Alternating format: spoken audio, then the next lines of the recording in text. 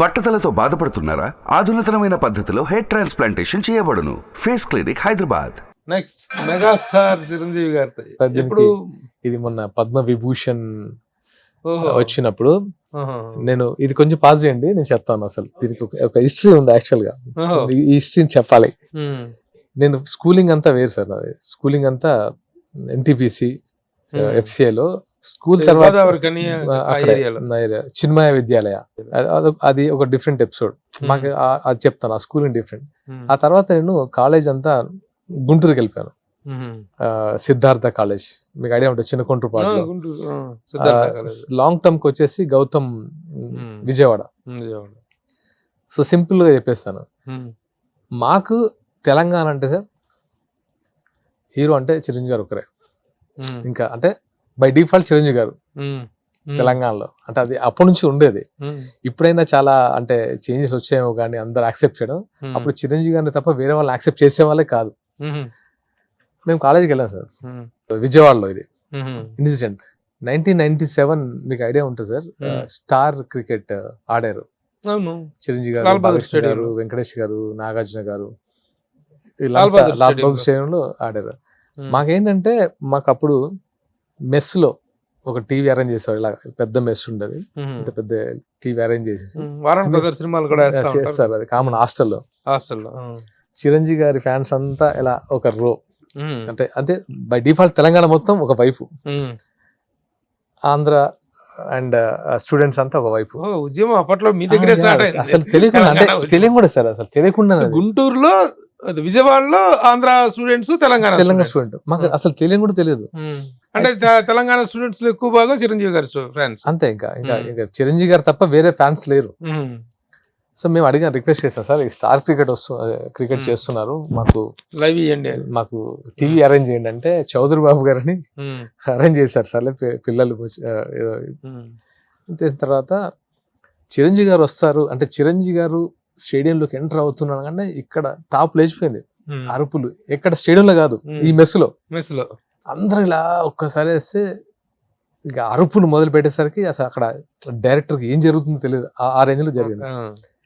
So అటువైపు బాలకృష్ణ గారు fans, మీకు తెలిసింది. బాలకృష్ణ గారు వచ్చిన వెంటనే అసలు ఫుల్ ఒక రేంజ్ మోత. తెలియకుండా సార్ ఎలా ఉంటుంది అంటే, ఒక హీరోస్ ఇంపాక్ట్ స్టూడెంట్స్ మీద అనేది మీరు చెప్తే షాక్ అవుతారు. ఇన్సిడెంట్ నేను ఎప్పుడు రివీల్ చేయలేదు. చిరంజీవి గారు కలిసినప్పుడు చెప్దాం అనుకున్నాను కానీ కుదరలేదు అది. సార్ చిరంజీవి గారు వచ్చారు, బ్యాట్ పట్టుకున్నారు, మేము అందరం ఇంకా చేతులు నలిపేసుకుంటాం, 6 or 4. సార్ ఫస్ట్ బాల్ కి అవుట్ అయ్యారు, డక్అవుట్. కళ్ళలో నీళ్ళు అందరికి. అవతల వైపు వాళ్ళు గెలిచిదే, అది ఇది కామెంట్స్, వల్గర్ కామెంట్స్. మాకు ఉక్రోషం ఆగలేదు, ఆపుకున్నాం. సర్లే నెక్స్ట్ టైం ఇంకా మిగతా వాళ్ళు ఆడతారు. అంటే మాకు మొహం లేదు, అంటే ఇంకా ఏంటి ఇలా అయిపోయింది ఏంటి మనం. తర్వాత బాలకృష్ణ గారు వచ్చారు. ఆయన బై డిఫాల్ట్ క్రికెటర్, అంటే ఆల్రెడీ క్రికెట్ లో అనుభవం ఉంది. అజారుద్దీన్ గారు వాళ్ళంతా ఒక టీం, అంతా ఫ్రెండ్స్ కుమ్మేస్తున్నారు. ఇంకా వాళ్ళు అసలు అవతల బ్యాచ్ రెచ్చిపోతున్నారు. మాకేం అర్థం కాలేదు. అంటే ఆ ఉక్రోషం తట్టుకోలేక అలా టీవీని తీసుకురా ఇసేసాం. ఇంకా రెండు గ్రూపులు కొట్టుకుంటే సార్, టీవీ బద్దలు. నెక్స్ట్ ఆ టీవీ బదులైన దాంట్లో ఎందుకురా టీవీని బదులు కొట్టారు, వాళ్ళేంటి మా బాలయ్య బాబు కొడుతుంటే మీరేంట్రా టీవీ. మాకు అవుట్ అయిన బాధలో ఉన్నాం, ఆయన ఫుల్ ఎగ్జైటింగ్ లో ఉన్నారు. కొట్టుకుంటే సార్ రెండు గ్రూపులు. ఫస్ట్ టైం నేను ఇలా కూడా కొట్టుకుంటారా రీజన్ లేకుండా. అసలు అంటే అందరికి స్టిచ్చింగ్లు, స్టాబ్లు. అక్కడ నుంచి మమ్మల్ని సస్పెండ్ చేశారు, ఎందుకంటే టీవీ పగలు కొట్టింది మేము కదా. ఇంటికి పంపించారు, పేరెంట్స్ పిలిపించారు, ఇక్కడ నుంచి అలా చేయం. ఆ గొడవ కాస్త ఏమైందంటే సార్, నువ్వు ఆంధ్ర, నేను తెలంగాణ, అలా ఒక బాలకృష్ణ. అప్పుడు పెద్దన్న మూవీ రిలీజ్ అయింది, హిట్లర్ మూవీ రిలీజ్ అయింది. ఏ సినిమా రిలీజ్ అయినా కొట్టుకునే వాళ్ళం. అలా నిజంగా చెప్పండి సార్, మా స్టడీస్ అనేది ఒక్కరోజు కూడా మేము బుక్ పట్టింది లేదు. ఇంటికి వెళ్తే మా వాళ్ళు ఏంట్రా మీ గోరలు మేము కష్టపడి చదివిస్తుంటే మీకు అసలు. అంటే లక్కీగా ఏంటంటే గుంటూరు వరకు వెళ్ళి చదివించారంటే అందరూ కొంచెం అక్కడ వెల్ ఆఫ్ ఉంటారు కాబట్టి ఆ ప్రాబ్లం రాదు. చాలా మంది ఇప్పుడు అంటే మిగతా వాళ్ళందరూ మళ్ళీ పేమెంట్ సీట్లు వెళ్ళి ఇంజనీరింగ్ చేసి ఇప్పుడు యూఎస్ సెటిల్ అయిపోయి మా ఫ్రెండ్స్ అందరూ. అసలు అది ఎంత చిరంజీవి గారి కోసం అసలు రక్తపాతం అసలు అది.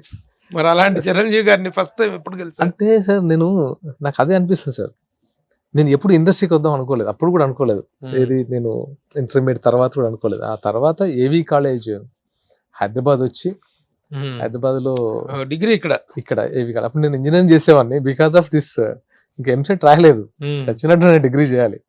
అండ్ మా ఫ్యామిలీ కూడా ఇంకా నేను దూరం వెళ్ళే సిచ్యువేషన్ లేదు అప్పుడున్న సిచ్యువేషన్లో. సో డిగ్రీ ఇక్కడే చేసాము.